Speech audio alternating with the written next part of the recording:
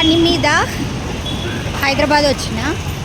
So office పని అయితే అయిపోయింది. అయిపోయిన తర్వాత అట్లట్లా తిరుగుదామని వచ్చిన. అలవాటు లేదా అంటే ఒకప్పుడు ఉండింది, చాలా గ్యాప్ వచ్చింది. దాదాపు 15 years తర్వాత మళ్ళీ ఇట్లా తిరగడం అనేది.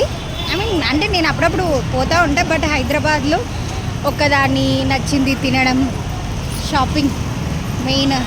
ఎక్కడ అంటే కోటిలోనే ఓ డ్రెస్ కూడా కొనుక్కున్నా.